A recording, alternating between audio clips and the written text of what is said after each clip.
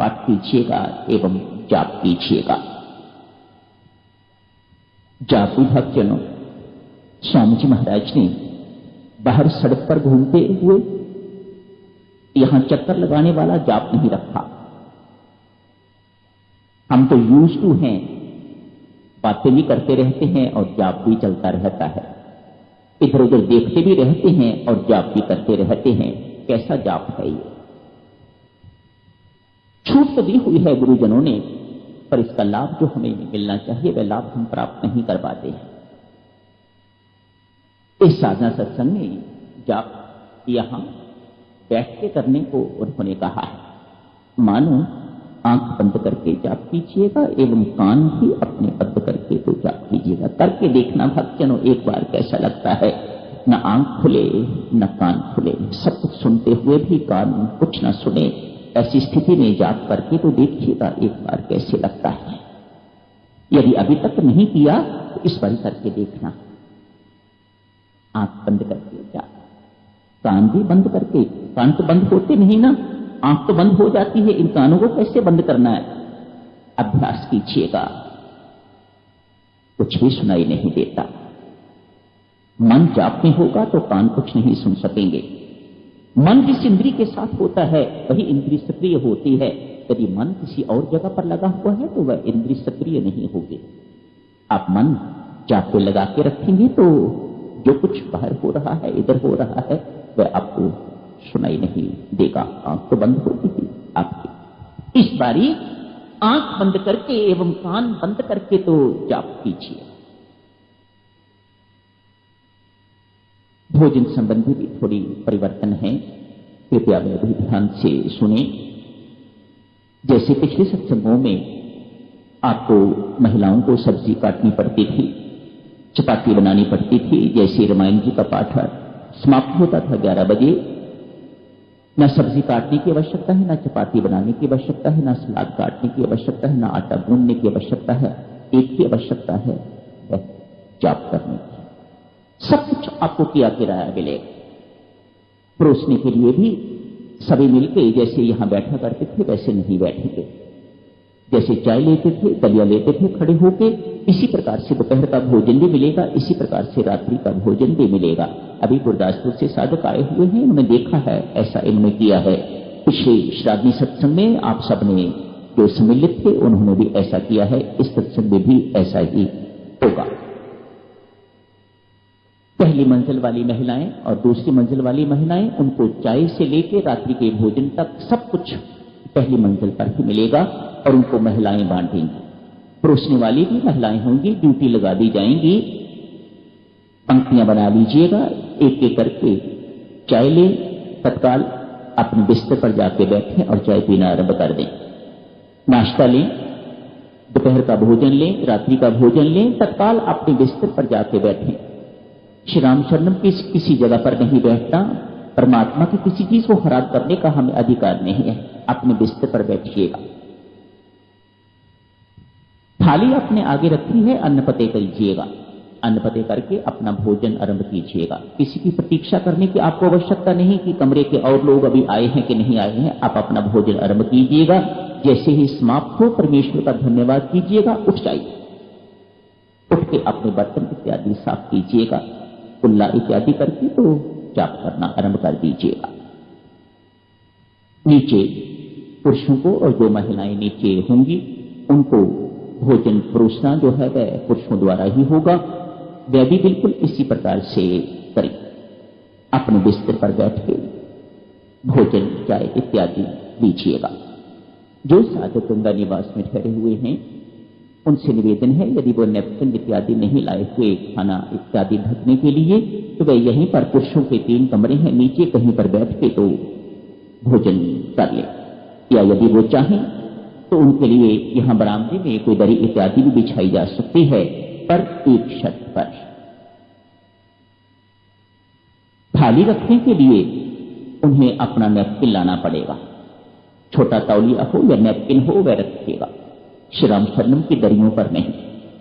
सीखने वाली बातें हैं भक्तजनों, इसमें कुछ नहीं होता। बस सोचिएगा इससे क्या होता है, पांव भी तो हम रखते ही हैं। ठीक बात है, मैं मानता हूं, मैं तो कहता हूं परमात्मा की हर चीज पर पांव भी जो है वह फूंक फूंक के रखना चाहिए। हमें अधिकार ही नहीं है परमात्मा की चीजों को बर्बाद करने का। ये परमात्मा का घर है, सब चीजें यहां परमात्मा की हैं। आप अपना नैपकिन लेके आइएगा तो बरामदे में आपके लिए दरी बिछा दी जाएगी, वहीं बैठ के आप भोजन करके तो गंगा निवास जा सकते हैं। आपकी अपनी इच्छा पर निर्भर होता है। बंदरों से भी बचाव रहेगा और धूल इत्यादि भी आपके भोजन पर नहीं पड़ेगी। जो साधक गंगा निवास में ठहरे हुए हैं उनके लिए ये इस प्रकार का निवेदन है। सब साधक बहुत अनुशासन में रहेंगे। आपके कमरों में साधना सत्संग संबंधी नियम लिख के लगा दिए गए हुए हैं, आप उनको पढ़ लीजिएगा। हर कक्ष में बहुत नए साधक भी हैं, हर कक्ष में किसी एक की ड्यूटी लगाई जा सकती है। महिलाओं के कक्षों में भी और पुरुषों के कक्षों में भी वह नियम पढ़ के सुना सकते हैं, ताकि कोई ये ना कहे कि हमें पता ही नहीं था। इस प्रकार के नियम हैं, पढ़ के उल्लंघन नहीं करना। एक विशेष प्रार्थना करता हूं देवियों सज्जनों आप सबसे। स्वामी जी महाराज ने मौन को रखा है इस सत्संग में 1.5 घंटे का, 1 बजे से लेकर 2:30 बजे तक। मेरा निजी निवेदन है, आप सबके श्री चरणों पर मस्तक रख के तो मैं निवेदन करता हूं। कुछ पाके जाना चाहते हो, कुछ बन के जाना चाहते हो तो मात्र 1.5 घंटे का मौन नहीं, अभी से मौन धारण कर लीजिएगा और जब तक समाप्ति नहीं होती तब तक मौन रखिएगा, जाप करिएगा। ऐसा नहीं मैं कह रहा कि बिल्कुल बोलना नहीं है, आपको अनावश्यक नहीं बोलना, इतना ऊंचा नहीं बोलना कि साथ कमरे वालों को जो है उनकी आवाज पहुंचे। कईयों का स्वभाव होता है ऊंचा बोलने का, उनसे निवेदन है धीमे बोले, अनावश्यक नहीं बोलना, बोलना है ही नहीं। मैं कहता हूं राम से बढ़ के बोलना और क्या है, इससे बेहतर बोलना और क्या है। यदि यहां जो अवसर मिला हुआ है, यहां रह के भी आदमी इस अवसर का लाभ नहीं लेता तो फिर बदकिस्मती ही कही जाएगी ना। क्यों इधर उधर की बातों में समय व्यर्थ जो है गवाया जाए। अभी से साधना में है, हम हर नियम का पालन करना है जो स्वामी जी महाराज ने बनाया है। प्रेम पूर्वक रहिएगा, किसी को किसी प्रकार की हमसे कोई तकलीफ ना हो, किसी को किसी चीज की आवश्यकता हो, यहां के प्रबंधक हैं उनसे मिलिए, उनसे निवेदन करिएगा, वह आपको मंगवा देंगे, वह आपकी हर समस्या का समाधान करें। जो भी आपकी तकलीफ है किसी प्रकार की, कई प्रकार की होती है, डॉक्टर भी आए हुए हैं, परमेश्वर करेंगे किसी को ऐसी आवश्यकता ना पड़े। पर यदि किसी को शरीर में दर्द हो जाती है, कोई पीड़ा इत्यादि कुछ इस प्रकार की है तो वह उनसे भी संपर्क कर सकते हैं कुछ लेने के लिए। नहीं तो भक्तजनों जाप कीजिएगा, मजे से बैठिएगा, जहां भी आपको आराम से बैठने के लिए असुविधा ना हो किसी प्रकार की, जहां भी आप बैठ के मजे से बैठ के रामायण जी का पाठ कीजिएगा, जाप कीजिएगा। दिखावा नहीं करना, छोड़िएगा इस आदत को भी। लुक छुप के परमात्मा को दिखाओ। इंसान को व्यक्ति दिखाता है तो उसे दिखावा कहा जाता है, और परमात्मा को दिखा के देख तेरे नाम का आराधन कर रहा हूं, तू देख रहा है कि नहीं देख रहा है। उसके पीछे पीछे घूम के, इंसान के पीछे घूमने से कुछ नहीं बनता, परमात्मा के पीछे घूमिएगा। देख तेरा नाम जप रहा हूं, तेरा नाम मैं जप रही हूं, तू देख रहा है कि नहीं देख रहा, इतना जाप मैंने कर लिया है तेरे लिए। ये दिखावा नहीं माना जाता, ये तो भीतर की बात है। इंसान को आदमी दिखाता है तो उसे दिखावा कहा जाता है, प्रदर्शन कहा जाता है, और परमेश्वर को दिखा के जब किया जाता है तो उसे भक्ति कहा जाता है। ये सब चीजें ना हो तो ठीक है। तो अभी से साथ साधना का शुभारंभ है। गुरुजनों से आशीर्वाद लेते हैं, परमेश्वर से आशीर्वाद लेते हैं। परमात्मा हर कार्य के शुभारंभ में आपसे मंगल आशीष देते हैं। ये तो वह कार्य है जिसके लिए आपने स्वयं बुलाया है। हमने नाम भेजा था, आपने स्वीकार कर लिया है। अब जिस काम के लिए परमात्मा बुलाया है वह काम करवा हमारे से। हमारे वश की बात होती, आप तो भली भांति जानते हो, तो हम घर बैठे भी ये सब कुछ कर सकते थे। स्पष्ट है, आपके श्री चरणों का आश्रय दिए बिना ये नहीं सिलसिला हो सकता। इसीलिए तो आपके श्री चरणों में बुलाया है महाराज धीराज, वरना ये सब कुछ घर में भी हो सकता था। रामायण पढ़ रहे हैं लोग अपने घर में, आज से नवरात्र आरंभ है, उससे पहले भी पढ़ रहे हैं, अभी भी पढ़ रहे हैं। फिर यहां विशेष हमें क्यों बुलाया गया है, क्यों हमारे पैसे खर्च करवाए गए हैं, क्यों हमें दलिया खिलाया जाएगा यहाँ पर? घर तो बहुत अच्छा कुछ खाने को मिलता है। तो स्पष्ट है कोई कारण अवश्य होगा, और जो भी कारण है साधक जन उसका लाभ लीजिएगा। अपने लिए एक प्रार्थना करूं,